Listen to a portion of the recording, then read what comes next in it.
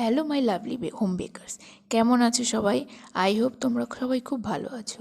আমিও খুব ভালো আছি। আর জামাই ষষ্ঠী সবার কেমন কাটলো সেটা নিশ্চয়ই কমেন্ট করে জানিও। তো জামাই ষষ্ঠীতে একটু দম ফেলার সময় ছিল না।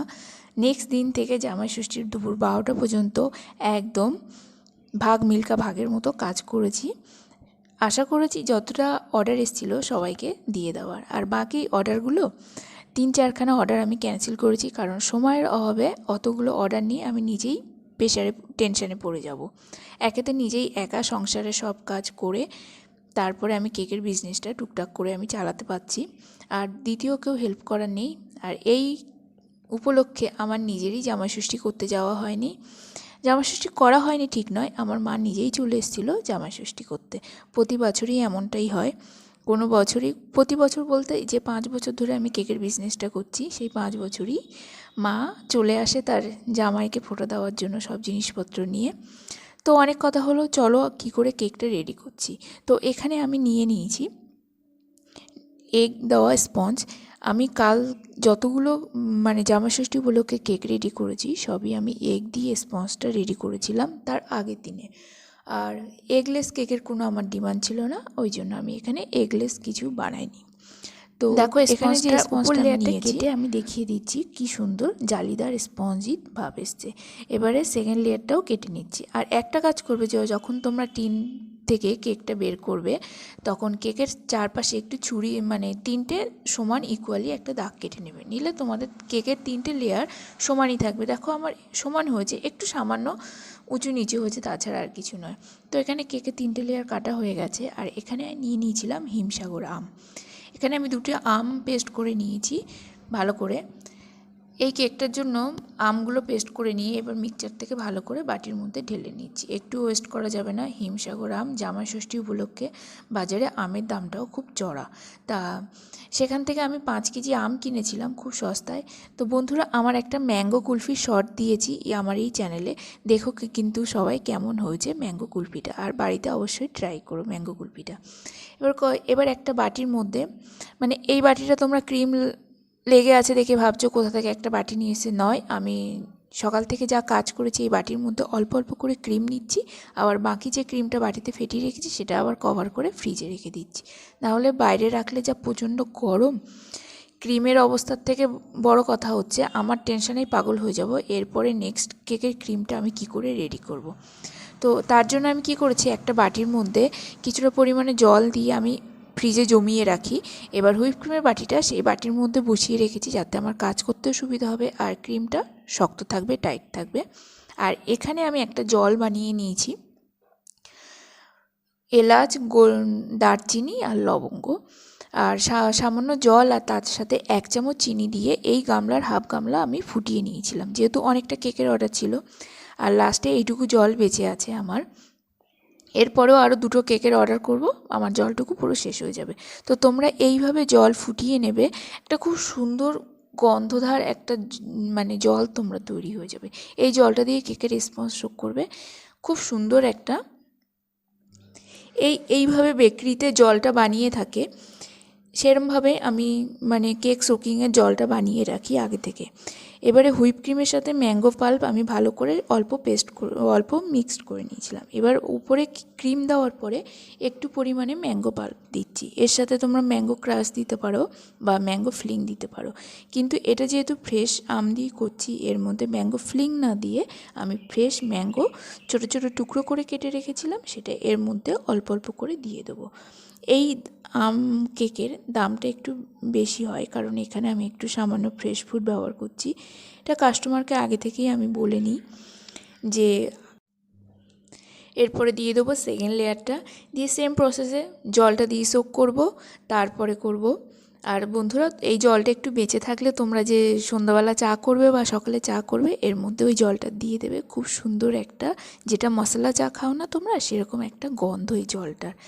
তো জলটা দিয়ে সোক করে নিলাম, নিয়ে দিয়ে দেবো অল্প একটু ক্রিম, তারপরে দিয়ে দেবো ম্যাঙ্গো পাল্প, যেটা ফ্রেশ ম্যাঙ্গো দিয়ে আমি মিক্সচারে পেস্ট করে নিয়েছিলাম সেই ম্যাঙ্গো পাল্প দেবো, আর দিয়ে দেবো আমের টুকরো দিয়ে এইভাবে সেকেন্ড লেয়ারটাও আমি লেয়ারিং করে নিচ্ছি।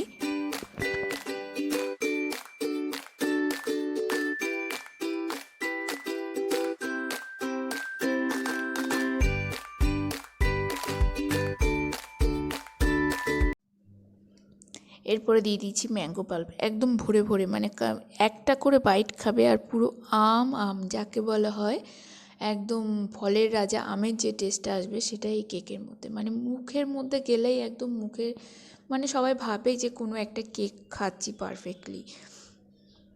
তো এবারে উপরে লাস্ট লেয়ারটা দিয়ে আমি জল দিয়ে সোক করবো না, যে ম্যাঙ্গো পাল্পটা আছে ফ্রেশ আমের সেটা দিয়ে ভালো করে স্প্যাচুলার সাহায্যে ঘুরিয়ে নেব, যাতে উপরটা আমার এইভাবে সোকিং হয়ে যায়। হয়ে গেলে এবারে হালকা করে ক্রিম দিয়ে আমি ক্রাম কোটিং করে ডিপ ফ্রিজে রেখে দেবো 5 মিনিটের জন্য। এটা একদম ঝটপট পদ্ধতি, ফাঁকিবাজি। যদি খুব আর্জেন্ট কেকের অর্ডার থাকে তাহলে বন্ধুরা হাতে সময় নষ্ট না করে তোমরা 5 থেকে 10 মিনিটের জন্য ডিপ ফ্রিজে কেকটা রাখতে পারো, কিন্তু 10 মিনিট পেরিয়ে গেলে হবে না। তোমরা অবশ্যই খেয়াল রাখবে যে 10 মিনিটের জন্য কেকটাকে ঢুকিয়ে দিলাম, দিয়ে এবার তোমরা অন্য কাজে লেগে গেলে আর খেয়ালই থাকলো না, দেখবে এতে মানে হচ্ছে সব খাটনি বেকার চলে যাবে। ক্রিমটাও হালকা হালকা বরফ জমতে থাকবে, আর যখন পরে বাইরে বের করে আইসিং করবে তখন তার থেকে জল জল ভাবটা আসবে, আর পারফেক্টলিভাবে ক্রিমটা তখন তোমাদের ঠিকঠাক হবে না কেকটা। তো অবশ্যই ডিপ ফ্রিজে রাখলে তোমরা 5 থেকে 10 মিনিটের জন্য রাখবে, আর সবসময় খেয়াল রাখবে 10 মিনিট পরে কেকটা বের করে নেবে। কেকটা টার্ন টেবিল থেকে একটা কেক বেসের মধ্যে নিয়ে নিচ্ছি। এবার টার্ন টেবিল থেকে যখন তোমরা কেকটা তুলবে তখন কি করবে, ব্যালেট নাইফটা কেকের নিচটায় ঢুকিয়ে দিয়ে ভালো করে ঘুরিয়ে নিয়ে খুব সুন্দর আস্তে আস্তে একটা কেক বেসের উপরে তুলে নেবে। এরপরে একটা পাইপিং ব্যাগের মধ্যে কিছুটা পরিমাণ হুইপ ক্রিম নেব, নিয়ে ভালো করে হাতের সাহায্যে ফেটিয়ে নেব, কারণ হুইপ ক্রিম কিছুক্ষণ বাইরে থাকলে বা ফ্রিজে কভার করে রাখলে দেখবে উপরে কেমন ক্রিমটার উপরে একটা ড্রাইনেস আছে, একটা সফট ভাব আসে না। ওই জন্য ক্রিম ব্যবহার করার আগে তোমরা কি করবে, ভালো করে ফেটিয়ে নেবে। এবারে তাড়াতাড়ি কাজের সুবিধার্থে আমি একটা পাইপিং ব্যাগ দিয়ে চারিদিকে ঘুরিয়ে নিচ্ছি। তো এইখানে তোমরা যখন পাইপিং ব্যাগে ক্রিম দিয়ে সাইড কভার করবে তখন পাইপিং ব্যাগে যে কাটটা হবে সেটা একটু ছোট দেবে। আমি তাড়াহুড়োর মধ্যে কেকের পাইপিং ব্যাগের কাটটা বড় হয়ে গেছিলো, তো সেটা কভার করার জন্য পরে আমি কি করেছি সেটা দেখতে থাকো তোমরা। এবার পাইপিং ব্যাগের ক্রিমটাও আমার শেষ হয়ে গেছে, আবার পাইপিং ব্যাগে ক্রিম ভরবো, সময় নষ্ট হবে। ওই জন্য কী করলাম, অল্প একটু ক্রিম আমি উপরে দিয়ে দিলাম, দিয়ে এবারে হচ্ছে স্প্যাচুলার সাইজে সাইডে ক্রিমগুলো আগে সমান করে নেব, নিয়ে তারপরে উপরে সুন্দর করে সমান করে দেবো ক্রিমগুলো। দেখো এখানে ক্রিমটা পুরো মনে হচ্ছে যেটা বলা হয় মাখন বা বাটারের মতো লাগছে, ক্রিমের টেক্সচারটা খুব সুন্দর। আর এই ক্রিমটা আমি বানিয়েছি হচ্ছে আজকে একদম বেকারি স্টাইলে টেস্ট দেওয়ার জন্য।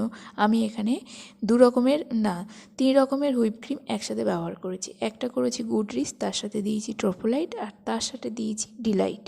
তোমাদের কাছে যদি কখনো এরকম 3 রকম বা 2 রকম হুইপ ক্রিম থেকে থাকে তাহলে অল্প অল্প করে 3টে কোম্পানি বা 2টো কোম্পানি হুইপ ক্রিম মিশিয়ে ক্রিমটা ফেটিয়ে নেবে, দেখবে টেস্ট একদম খুব সুন্দর।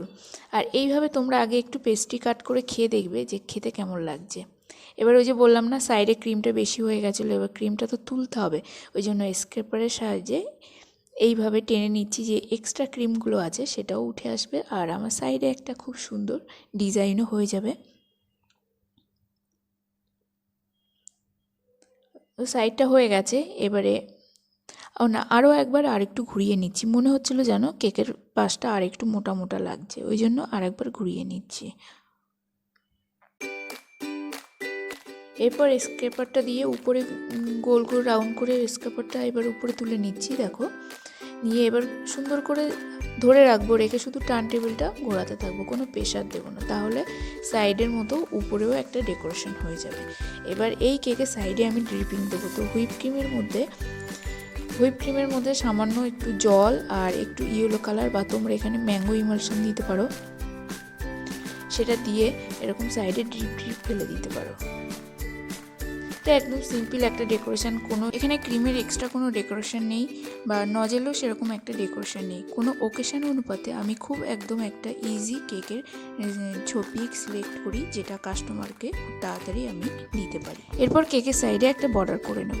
বর্ডারের জন্য আমি এখানে R11 নজেল ব্যবহার করেছি, আর নজেলটা আমি একটু হাতটা সামান্য নাড়ি মানে হচ্ছে শেক করে খুব সুন্দর করে একটা বর্ডার তৈরি করে নিচ্ছি। যেরকম আমরা ফিতে ভাঁজ করি না, একটার পর একটা দিয়ে যেরকম মানে ডিজাইনটা হয়, ঠিক সেরকমভাবে হাতটা নাড়িয়ে সেই ডিজাইনটা আমি করে নিই। এবারে একটা আম সুন্দর করে কেটে নিয়ে উপরে দিয়ে দিলাম, আর কিছু সাদা ফুল দিয়ে দেবো।